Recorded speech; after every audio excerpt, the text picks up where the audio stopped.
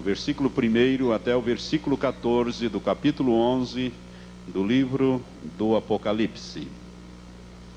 Diz assim a palavra de Deus: Foi-me dado uma cana semelhante a uma vara, e foi-me dito: levanta-te, mede o santuário de Deus e o altar, e os que nele adoram.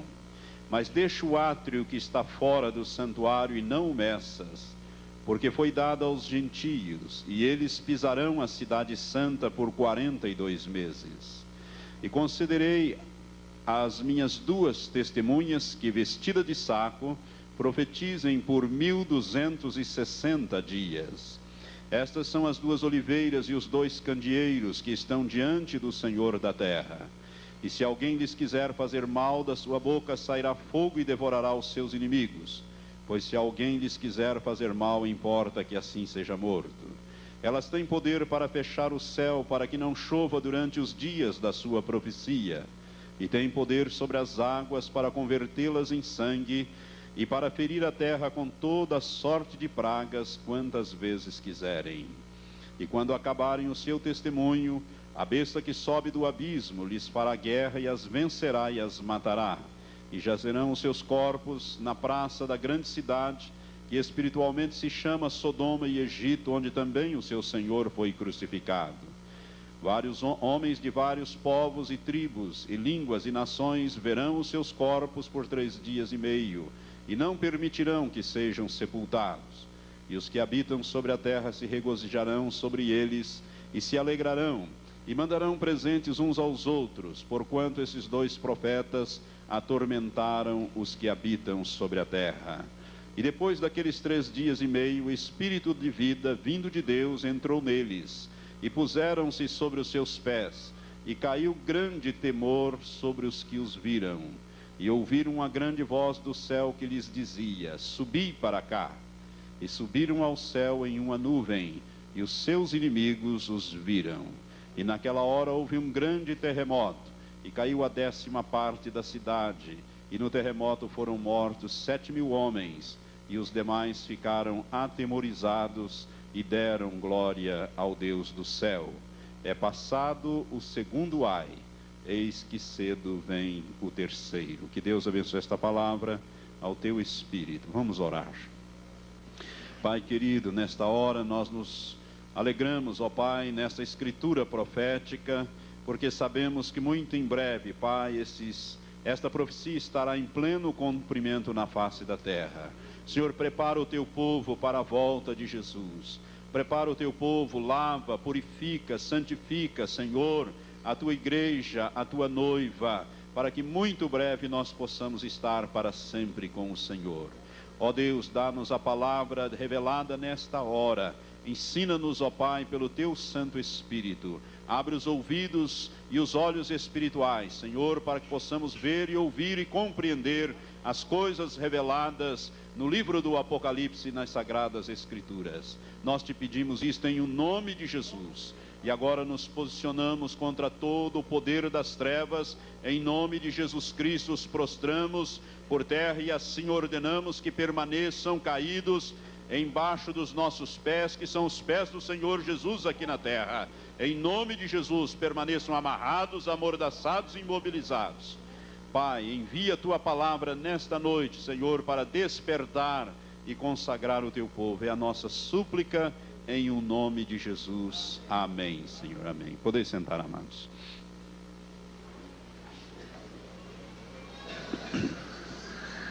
Dentro desses estudos escatológicos, dentro desses estudos que tratam da segunda vinda de nosso Senhor Jesus Cristo, nós queremos abordar hoje as duas testemunhas. Se você prestou atenção na sua Bíblia, deve ter um epígrafe que não consta dos textos originais. Essa epígrafe está ali em cima do capítulo 11, dizendo as duas testemunhas. Deixa a sua Bíblia aberta no capítulo 11 de Apocalipse. Nós vamos falar sobre estes dois personagens, esses dois homens especiais com uma missão especial. Agora, vamos deixando o nosso dedo marcando. Vamos ao penúltimo livro do Velho Testamento, lá perto do Evangelho de Mateus. Você vai achar o livro do profeta Zacarias. No capítulo 4, há uma profecia que fala sobre esses dois homens, essas duas testemunhas. Zacarias é o penúltimo livro do Velho Testamento, e no capítulo 4 nós vamos ler alguns versículos, começando do primeiro, que diz: Ora, o anjo que falava comigo voltou e me despertou, como um homem que é despertado do seu sono, e me perguntou: que vês? Respondi: óleo, e eis um castiçal todo de ouro, e um vaso de azeite em cima, com 7 lâmpadas, e há 7 canudos que se unem às lâmpadas que estão em cima dele. E junto a ele há 2 oliveiras, uma à direita do vaso de azeite e outra à sua esquerda. Agora o versículo 11 diz assim: falei mais e lhe perguntei: que são essas 2 oliveiras à direita e à esquerda do castiçal? Segunda vez falei-lhe perguntando: que são aqueles 2 ramos de oliveira que estão junto aos 2 tubos de ouro e que vertem de si o azeite dourado? Ele me respondeu dizendo: não sabes o que é isto? E eu disse: não, meu senhor. Então ele me disse: estes são os 2 ungidos que assistem junto ao Senhor de toda a terra. Aqui está profeticamente a posição e a missão das 2 testemunhas. São 2 ungidos, são 2 homens que têm uma unção especial do Espírito Santo para realizar uma obra especial no tempo do fim. Irmãos, este assunto é um tanto quanto controvertido e às vezes até mal compreendido e mal ensinado por aqueles que se põem a ensinar as escrituras proféticas. Por isso eu gostaria da sua atenção para esse estudo, porque ele é importante para nós que queremos compreender o momento em que nós estamos vivendo e também compreender aquele momento em que Jesus virá para arrebatar a sua igreja. Eu gostaria de fazer você lembrar que no início desses estudos nós falamos sobre as 70 semanas proféticas de Daniel no capítulo 9. E ali nós vemos que quando o anjo trouxe aquela revelação ao profeta Daniel, ele a dividiu em 3 partes. A primeira de 7 semanas de anos proféticos para a reconstrução de Jerusalém, ou seja, 49 anos. Depois um segundo período que se seguiria imediatamente aquele primeiro, de 62 semanas de anos proféticos, ou seja, 434 anos, que somados aos primeiros 49 dariam 483 anos. No final desses 483 anos, ou 69 semanas de anos proféticos, Jesus, que era o Messias de Deus, deveria ser morto, deveria ser cortado da terra dos viventes. E eu mostrei isso naqueles estudos, que isto realmente aconteceu. Jesus morreu no dia, no mês, na hora em que Deus havia determinado, cumprindo esta profecia.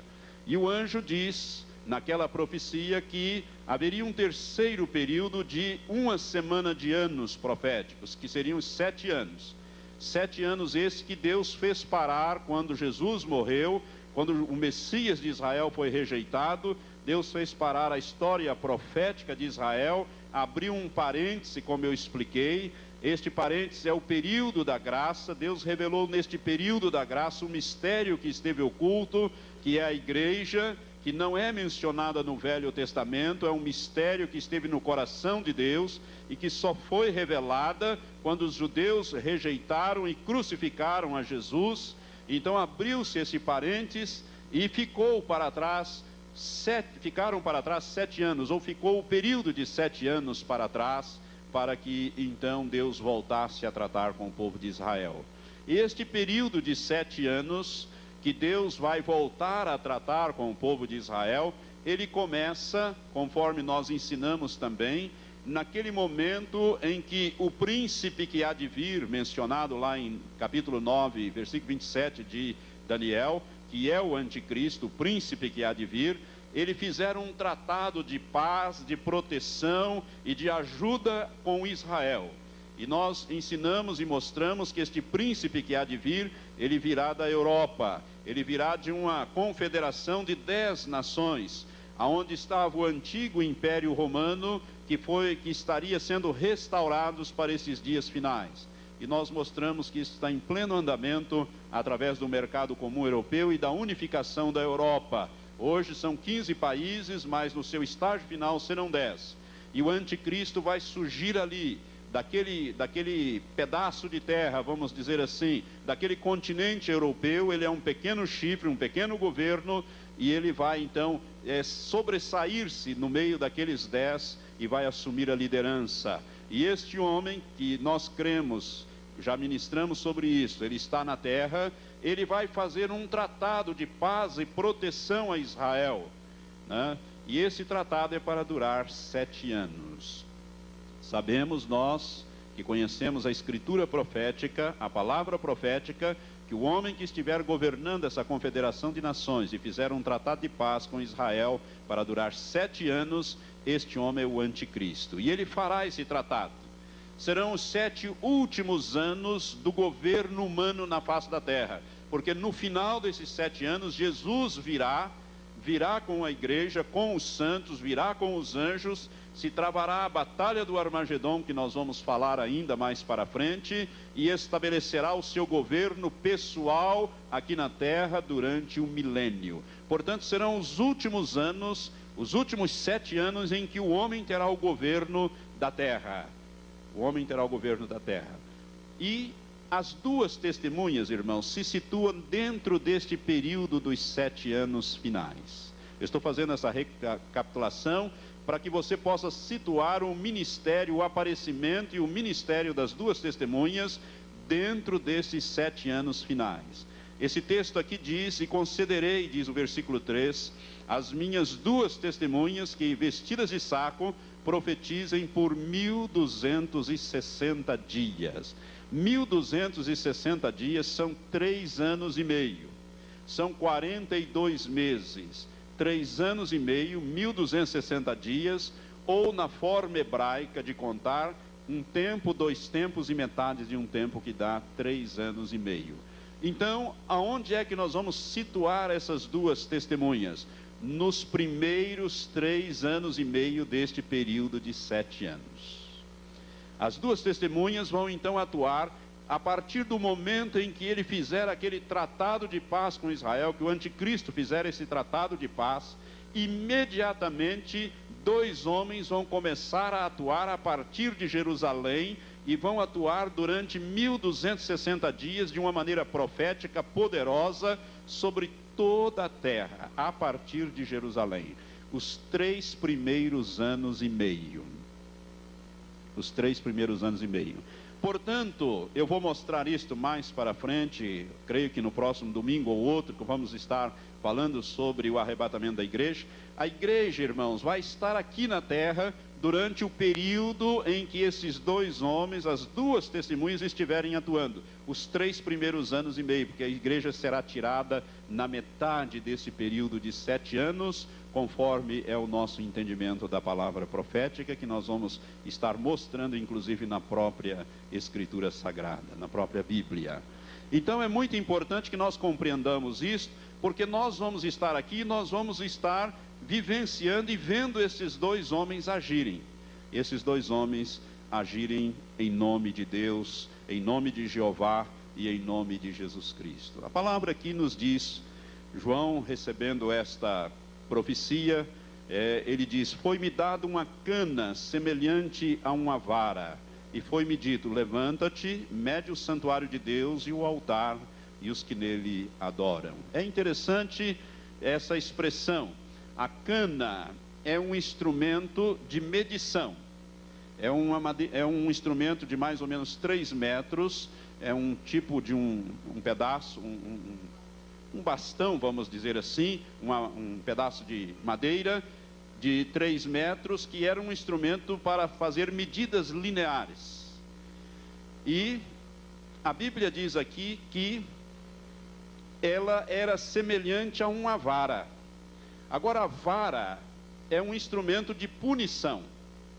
Os irmãos lembram que o Salmo 23 diz: a tua vara e o teu cajado me consolam. A vara é um instrumento de punição. A cana é um instrumento de medição. E neste caso aqui simboliza medir para punir. Então a cana aqui vai ser um instrumento de medição para juízo, para punição.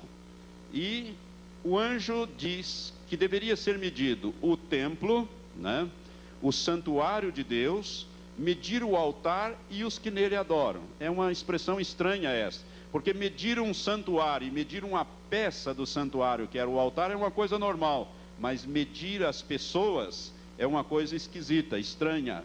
E esta medição então é para juízo.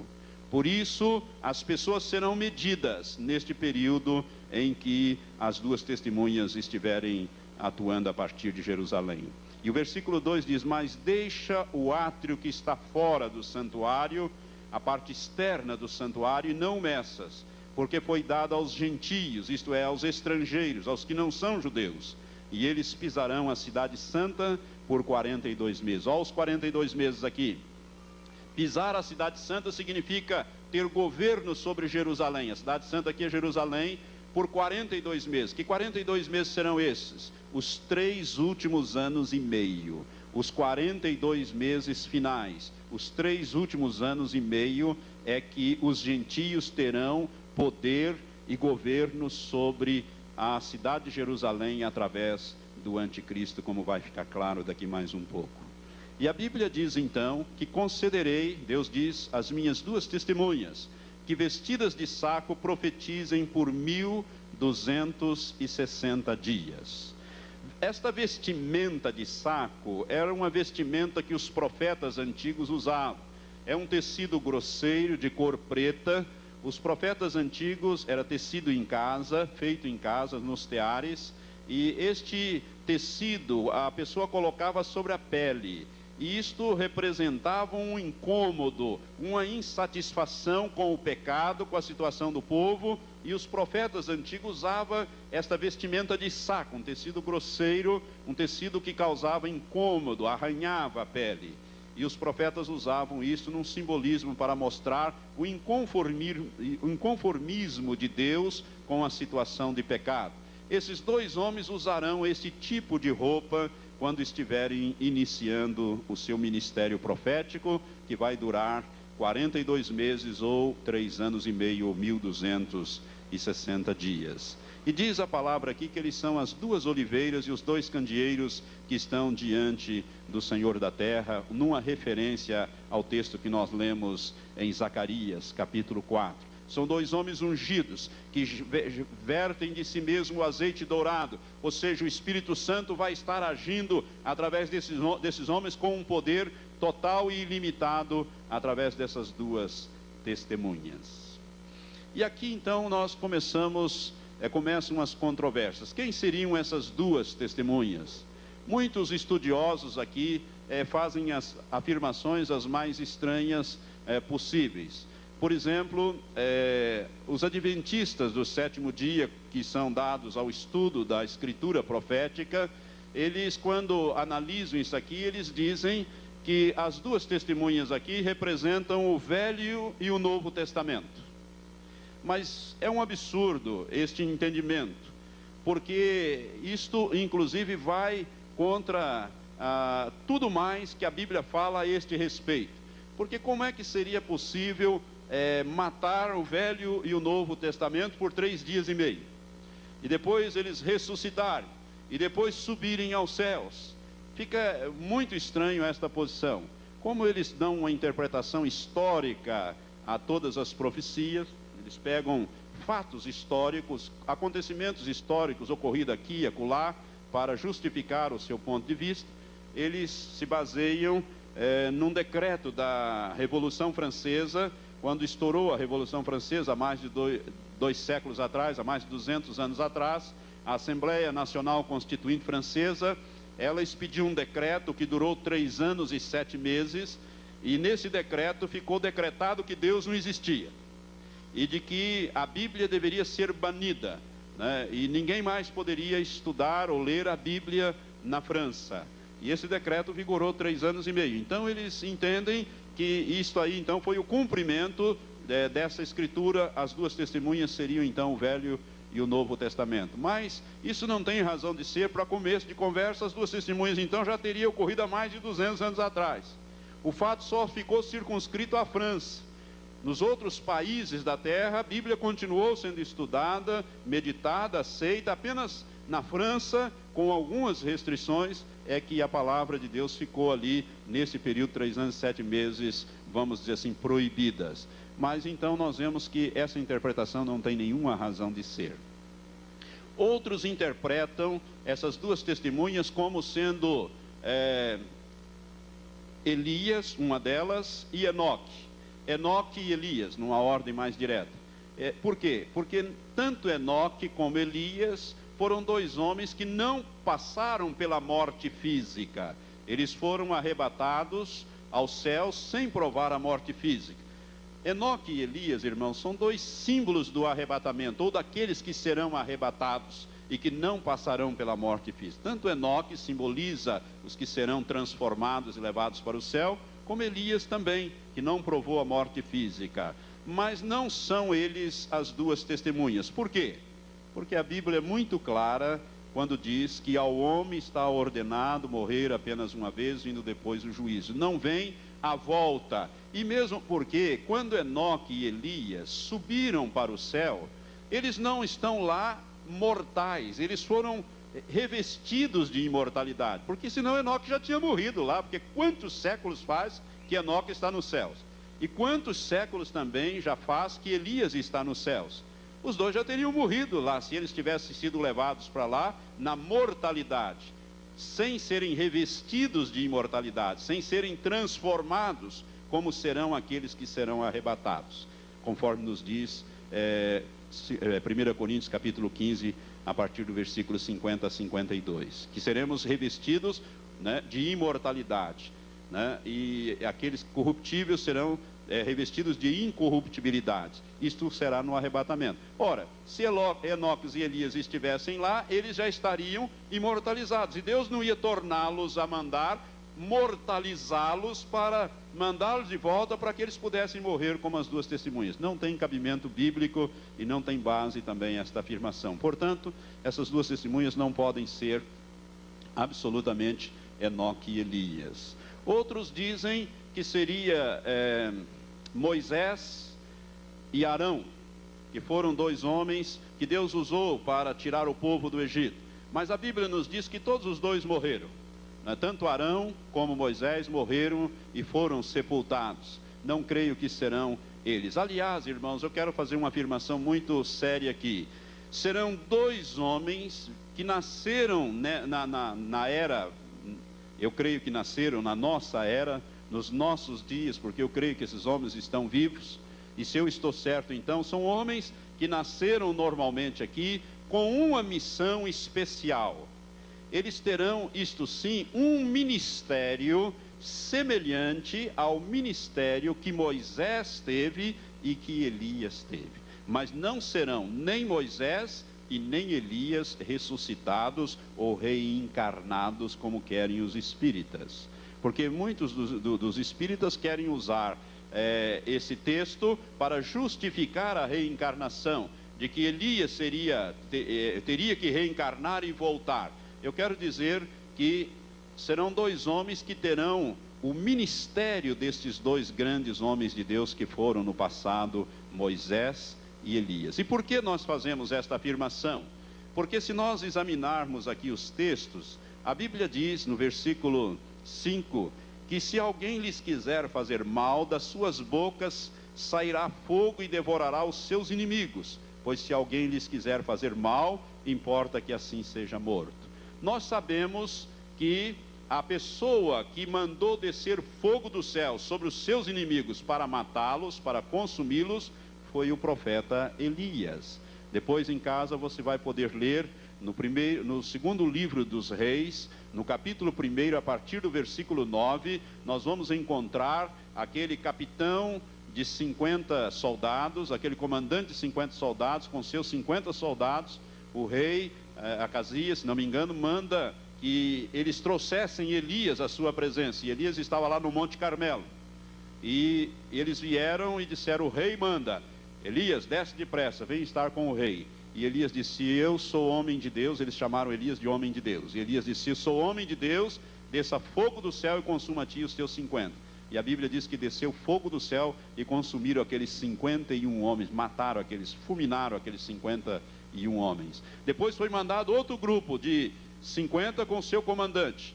E o mesmo fato se repetiu, e lá foram mais 51 mortos pela palavra de Elias. Portanto, Elias aqui era aquele homem que mandava descer fogo do céu sobre os seus inimigos. Portanto, essas duas testemunhas, uma delas pelo menos tem um ministério muito semelhante ao ministério de Elias, que orava, pedia, ordenava e Deus mandava fogo do céu. Elias também esteve envolvido naquele episódio com os profetas de Baal ali no Monte Carmelo, quando ele, naquelas disputas com os profetas falsos de Baal, os 350 profetas, Elias faz aquele holocausto, manda jogar água em cima, encharcar, e ora a Deus e pede que Deus manda fogo, e Deus manda fogo e consome aquele holocausto e lambe até a água, né, o fogo que veio do céu. Elias, portanto, foi um profeta poderoso, a quem Deus ouvia a voz, e quando Elias pedia alguma coisa para Deus, ou ordenava em nome de Deus alguma coisa, isto acontecia. Portanto, você pode ver por aqui que essas duas testemunhas, pelo menos uma delas, terá o ministério muito semelhante a Elias. E diz o versículo 6, que elas, as testemunhas, têm poder para fechar o céu, para que não chova durante os dias da sua profecia. Nós sabemos também, de acordo com os capítulos de 16 em diante de primeiro livro dos reis, que Elias foi aquele que fechou os céus sobre o reino de Israel, para que não chovesse durante 3 anos ali sobre Israel, e não choveu sobre Israel, a ponto de praticamente destruir aquele reino totalmente. E que depois Elias orou outra vez e pediu que Deus mandasse chuva, e Deus ouviu a oração de Elias. Portanto, pode ver por aqui que são ministérios muito semelhantes ao que Elias e Moisés realizaram. E o versículo 6, na segunda parte, diz: e tem poder sobre as águas para convertê-las em sangue. Para convertê-las em sangue. Irmãos, nós sabemos que Moisés, no Velho Testamento, lá em Êxodo, capítulo 7, depois em casa você vai poder ler sobre as 10 pragas do Egito, como Deus usou Moisés para trazer aquele juízo sobre o Egito, e Egito aí é um símbolo do mundo, e essas duas testemunhas vão julgar o mundo, vão julgar as nações, vão trazer juízo sobre o Egito, ou sobre o mundo. Moisés foi aquele homem que Deus usou para converter a água em sangue. Por isso o ministério de Moisés é colocado aqui também. Uma das testemunhas terá um ministério muito semelhante ao ministério de Moisés, e a outra um ministério semelhante ao de Elias, que fazia descer fogo, fechava os céus, e Moisés transformava a água em sangue. E se você olhar depois lá em Êxodo capítulo 7, você vai ver que morreram todos os peixes do rio Nilo e das poças de água, dos poços que havia, e virou uma confusão muito grande por causa deste grande sinal que Deus permitiu realizar através de Moisés. Portanto, essas duas testemunhas terão ministério semelhante a esses dois homens. E se nós observarmos na Bíblia, tanto Moisés como Elias não terminaram os seus ministérios terrenos quando aqui viveram. Moisés, por exemplo, Deus havia comissionado Moisés para tirar o povo de Israel e introduzi-lo na terra que mana leite e mel, tirá-los do Egito, levá-los pelo deserto e introduzi-lo na Palestina. E nós sabemos que Moisés fracassou nesta parte, porque Moisés pecou contra Deus quando Deus tinha dado uma ordem para ele falar com a rocha, para que a rocha vertesse água para o povo no meio do deserto, quando estava numa situação muito aflitiva.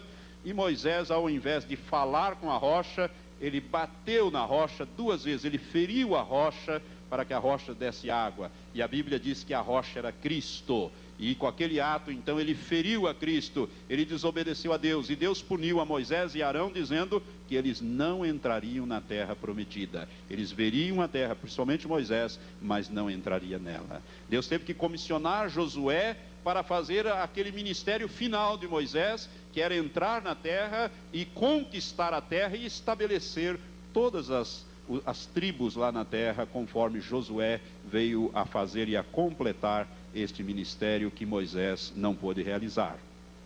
Esses dois homens vão fazer este ministério. Elias também. Elias, depois de disputar com os profetas de Baal, fazer descer fogo do céu, a rainha Jezabel, que era casada com o rei Acabe, do rei de Israel, ameaçou Elias dizendo que ele ia perder a cabeça, que ela ia mandar matá-lo.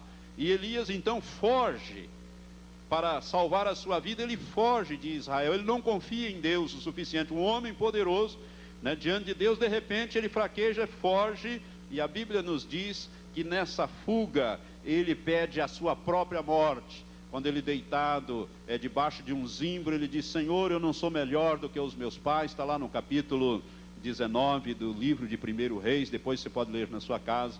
Ele diz: tira a minha vida porque eu não sou melhor do que meus pais, e acaba fugindo e indo para o Monte Horebe, que é o Monte Sinai, para fugir de Jezabel. E Deus então encerra ali o ministério de Elias, dizendo então que ele deveria ungir Eliseu no lugar dele e tomar outras providências. E Elias faz isto, e logo depois Elias então sobe aos céus num redemoinho, num carro de fogo, e assim é interrompido o seu ministério, tanto um como o outro. E agora as duas testemunhas vêm com ministérios muito semelhantes a esses dois homens.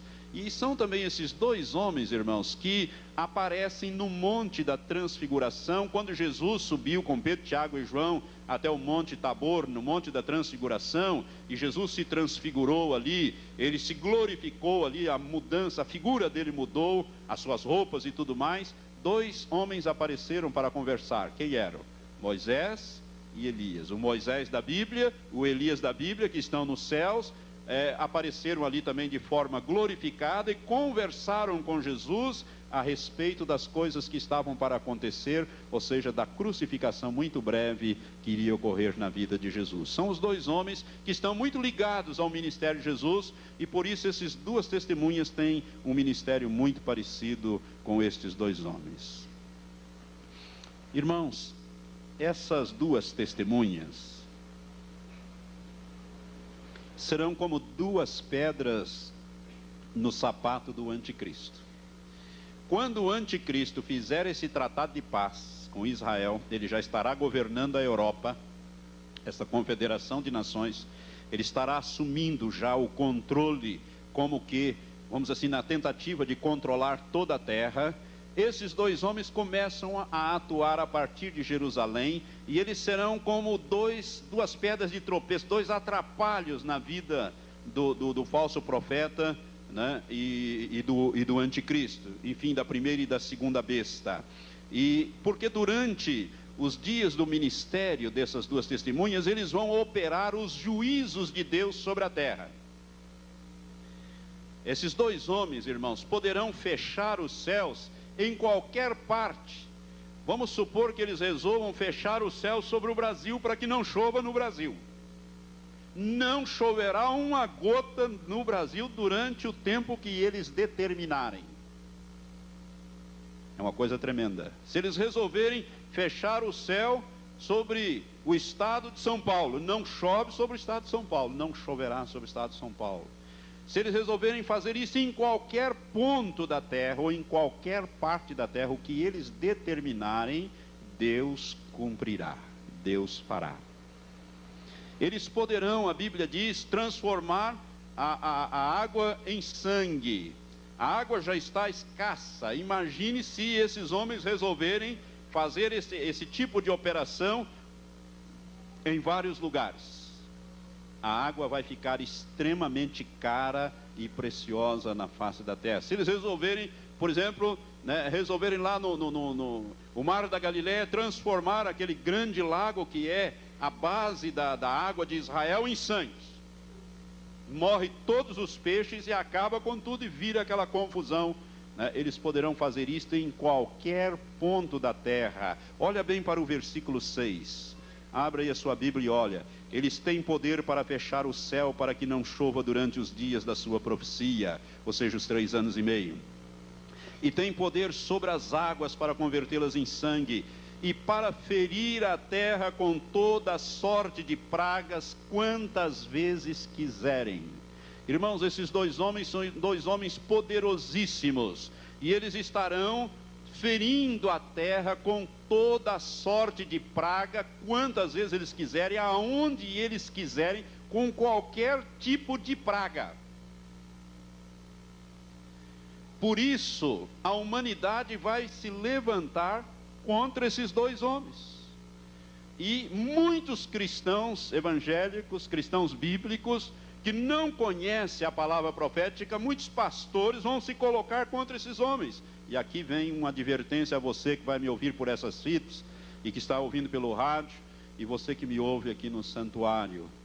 Preste atenção, colocar-se contra estes homens é colocar-se contra Deus que os comissionou. Colocar contra um profeta, um homem de Deus, é colocar-se contra Deus que os comissionou. E eles vão exercer juízo sobre a terra, pragas quantas vezes eles quiserem. É aqui, irmãos, que vai se aplicar muito literalmente o Salmo 91. O que diz o Salmo 91? Nenhuma praga chegará à tua tenda, mas cuidado, a tua tenda é a tua casa. 1000 cairão ao teu lado, 10.000 à tua direita, e tu não serás atingido. Somente com os teus olhos olharás e verás a recompensa dos ímpios. Sabe que tem muito cristão evangélico que vai dizer: isso não é obra de Deus, estes homens não são de Deus, Deus é amor, Deus é bondade. Mas esquecem-se do outro lado da moeda: Deus é também juízo. Deus é também juízo, e Deus já pré-ordenou estes juízos. É por isso que está revelado na Escritura, para que nós não caiamos nesse laço, neste engano. A Bíblia diz: o meu povo está sendo destruído porque lhe falta o conhecimento. Nós precisamos conhecer a palavra profética, senão você vai se colocar contra esses homens.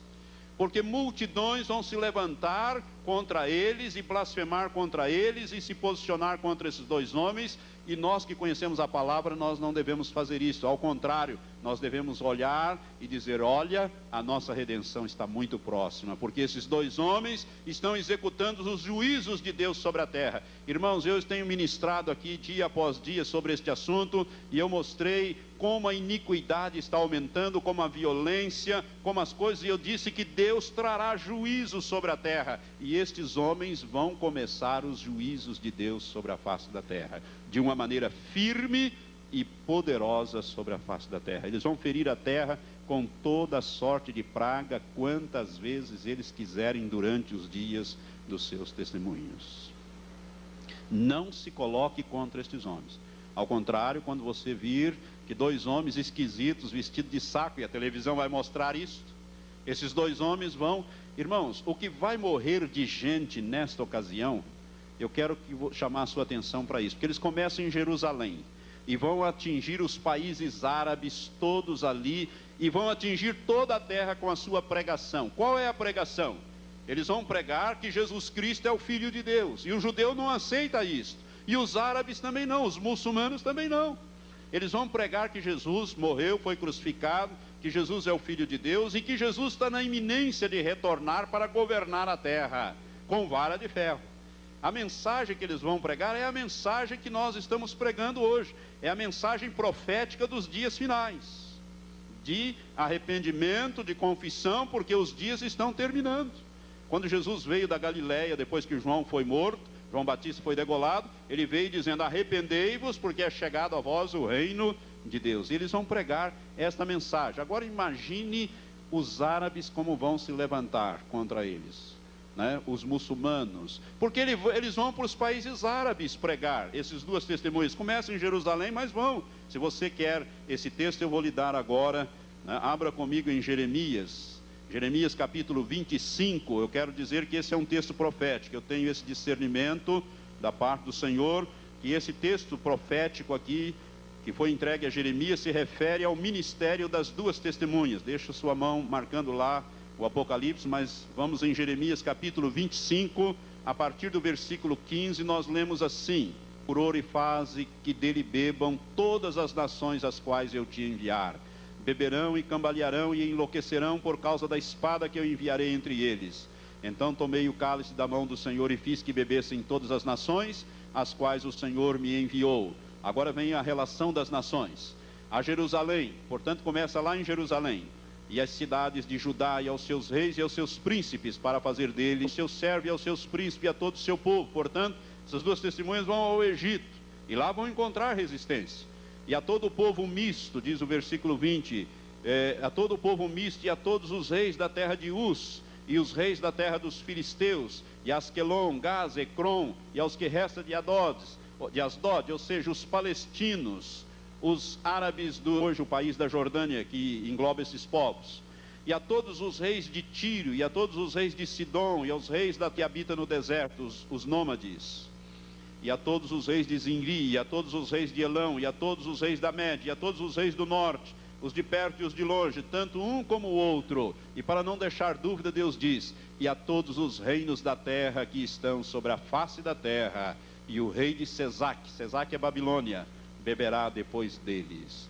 Pois lhes dirás assim: assim diz o Senhor dos exércitos, Deus de Israel: bebei e embebedai-vos e vomitai e caí, e não torneis a levantar por causa da espada que eu vos enviarei. Se recusarem a tomar o copo da tua mão para beber, então lhes dirás: assim diz o Senhor dos exércitos: certamente bebereis, pois eis que sobre a cidade que se chama pelo meu nome, no caso Jerusalém, eu começo a trazer a calamidade, e havereis vós de ficar totalmente impunes? Não ficareis impunes, porque eu chamo a espada sobre todos os moradores da terra, diz o Senhor dos exércitos.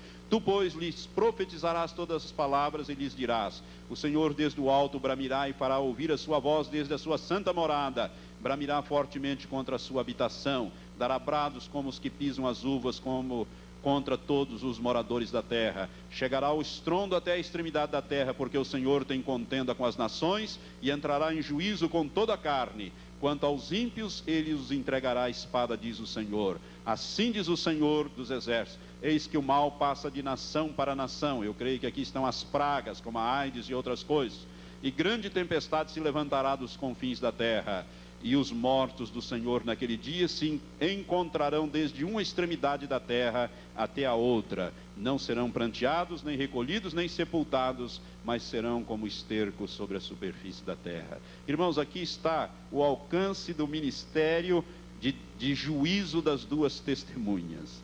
Isso aqui, irmãos, vai levantar contra esses dois homens uma oposição ferrenha, e toda oposição será destruída. A Bíblia diz que se alguém quiser lhe fazer mal, das suas bocas sairá fogo e devorará os seus inimigos. Não significa aqui que eles vão soltar fogo como um dragão, né? Isso aqui é um termo simbólico. Significa que eles vão dar ordem de descer fogo do céu, e descerá fogo do céu. Mediante a palavra dele, os seus inimigos serão destruídos. Pois se alguém lhes quiser fazer mal, importa que assim seja morto. Eu vejo aqui uma destruição sem paralelo, um ministério muito difícil nesta época para as duas testemunhas. Mas aqui diz o texto que quando acabarem o seu testemunho, versículo 7, a besta que sobe do abismo, que é o anticristo, lhes fará guerras, vencerá e as matará. No final do período do seu testemunho, durante os 1260 dias, eles são imortais e intocáveis. Deus não vai permitir que eles sofram nenhuma destruição, nenhum atentado, coisa alguma que possa ferir esses dois homens. Mas quando eles terminarem o seu ministério, o anticristo vai fazer guerra a eles, vai vencê-los e vai matá-los. E a Bíblia diz, no versículo 8: e jazerão seus corpos na grande cidade, que espiritualmente se chama Sodoma e Egito, que é Jerusalém, onde também o seu Senhor foi crucificado. Esta palavrinha também, onde também o seu Senhor, ou seja, onde também Jesus Cristo foi crucificado, nos leva à interpretação de que eles serão crucificados também. Eles morrerão, muito provavelmente, por crucificação, porque aqui diz, onde também o seu Senhor foi crucificado, dando a impressão de que eles também serão crucificados à semelhança de Jesus. Por quê? Porque esses dois profetas, essas duas testemunhas, eles têm um ministério muito semelhante a Jesus. Eles têm um ministério de 3 anos e meio, como Jesus teve. Eles vão estar pregando a palavra de Deus, né? O testemunho de Jesus, né? Como Jesus como Messias, anunciando que Jesus é o Messias, é o Salvador, é o Messias de Israel, o Messias. Eles vão estar trazendo essa mensagem durante esses 3 anos e meio, vão encontrar oposição, e a Bíblia diz que o anticristo vai fazer guerra, vai vencê-los e vai matá-los. Preste atenção agora, vire uma página na sua Bíblia e vai ao capítulo 13. Agora você vai compreender uma escritura profética que se refere ao anticristo. Aqui diz a respeito do anticristo, a besta que subiu do mar, que diz assim, versículo 4. O versículo 3, parte final, diz: toda a terra se maravilhou seguindo a besta, isto é, o anticristo. O versículo 4 diz: e adoraram o dragão, porque deu à besta, que é o anticristo, a sua autoridade, e adoraram a besta, dizendo: quem é semelhante à besta? Quem poderá batalhar contra ela? É aqui, irmãos, que se explica. A besta aqui vai destruir as duas testemunhas, vai matar as duas testemunhas. Aqui, então, nem as duas testemunhas vão poder vencer a besta. É por isso que toda a terra vai se maravilhar, né? Seguindo a besta, dizendo: quem poderá batalhar contra ela? Aqueles dois homens que profetizavam em nome de Jeová, em nome de Jesus Cristo, que operaram aqueles sinais tremendos de descer fogo do céu, transformar água em sangue, ferir a terra com toda sorte de pragas. Aqueles homens que operavam em nome de Deus Jeová foram vencidos, derrotados e mortos pelo anticristo. É nesta ocasião que o anticristo vai entrar no templo em Jerusalém e vai profanar o templo e vai exigir adoração. Ele vai entrar no templo e vai dizer: eu é que sou Deus. Porque esses dois que falavam em nome de Jeová, eu acabei com eles. Eles não têm o poder que eu tenho. Eu sou maior do que eles, porque eu destruí, eu os matei, eu os venci, eu acabei com eles. Eu é que sou Deus. É nesta ocasião que eles vão dizer, né, a população do mundo vai dizer: mas quem que poderá batalhar contra a besta? No caso aí, contra o anticristo. Ninguém. Esses dois, que eram o maior poder que existia, que operavam coisas espantosas, o anticristo acabou com eles. É por isso que se cumprirá aqui 2 Tessalonicenses capítulo 2, que por revelação o apóstolo Paulo, né, escrevendo esta carta aos Tessalonicenses, ele diz: e ninguém de modo algum vos engane, diz o versículo 3 do capítulo 2 de 2 Tessalonicenses, porque isto não sucederá sem que venha primeiro a apostasia e seja revelado o homem do pecado, o filho da perdição, aquele que se opõe e se levanta contra tudo o que se chama Deus ou é objeto de adoração, de sorte que se assenta no santuário de Deus, apresentando-se como Deus. É nesta ocasião, irmãos, que o anticristo vai começar a grande tribulação. É nessa metade dessa semana, quando as duas testemunhas forem derrotadas, termina o ministério delas, e aí vai começar a grande tribulação, porque o anticristo vai entrar no templo e vai exigir: eu vou ser adorado como Deus, eu é que sou o verdadeiro Deus, eu que sou o Deus Todo-Poderoso. Esses dois aí que operavam em nome de Jeová, que se dizia Todo-Poderoso, e em nome de Jesus Cristo, eu acabei com eles, matei e destruí, e acabei com eles, estão mortos aí, eu os crucifiquei. É nesta ocasião então que vai começar a grande tribulação. Quando ele se assentar no santuário de Deus, ele vai quebrar este tratado que ele fez com Israel. Vamos voltar ao capítulo 11. E diz assim: que homens, versículo 9, de vários povos e tribos e línguas e nações verão seus corpos por 3 dias e meio e não permitirão que sejam sepultados.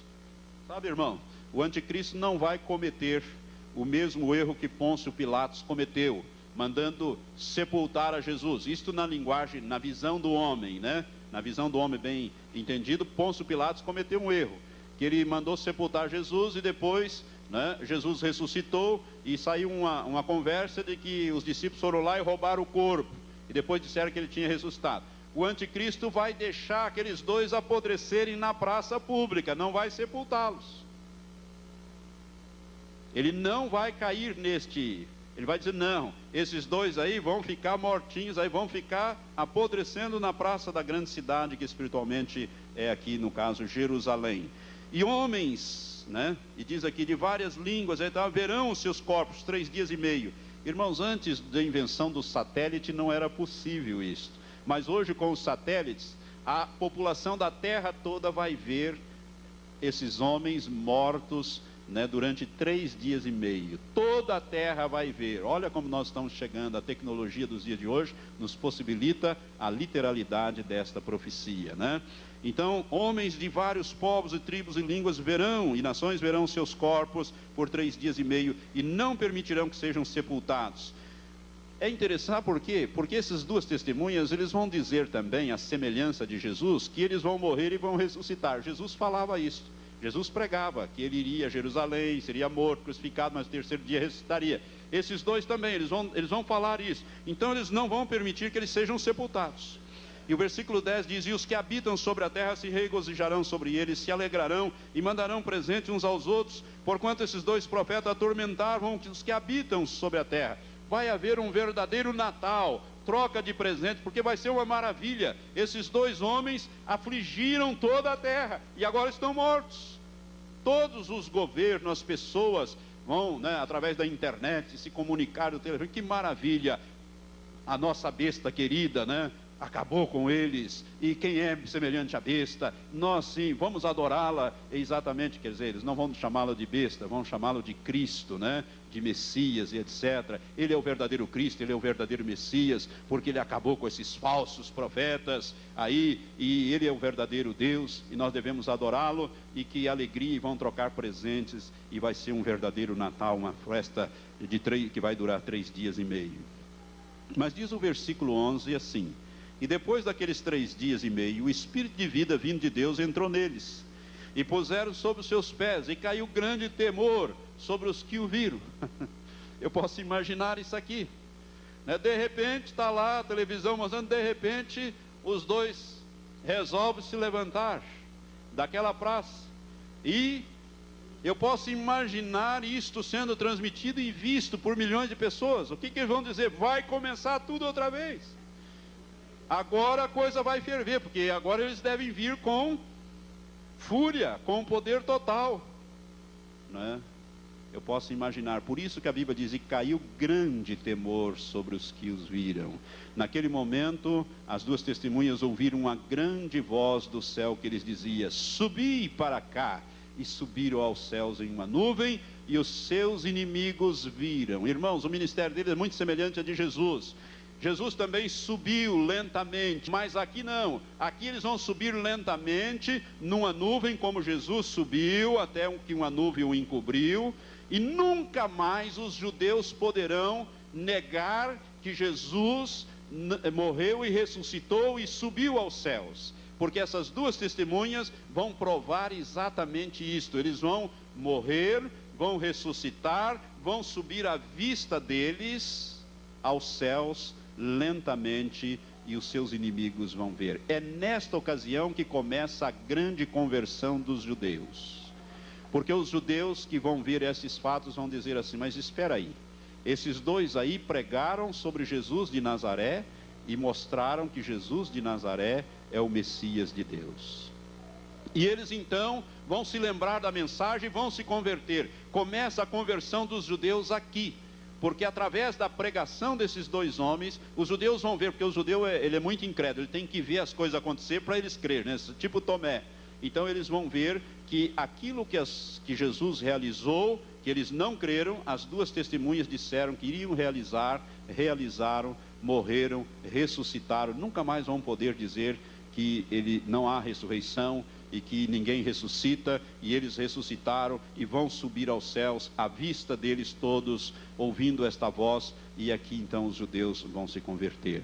E a Bíblia diz que naquela mesma hora houve um grande terremoto lá em Jerusalém, e caiu a 10ª parte da cidade. No terremoto foram mortos 7.000 homens, e os demais ficaram aterrorizados e deram glória ao Deus do céu. Começaram aqui então está a conversão dos judeus. Os judeus começam a converter com o ministério das duas testemunhas, com a morte, ressurreição e assunção, a semelhança de Jesus, que morreu, ressuscitou e subiu. As duas testemunhas também vão morrer, ressuscitar e subir, agora à vista de todos aqueles que estiverem ali. Eu não sei se a televisão vai mostrar isso.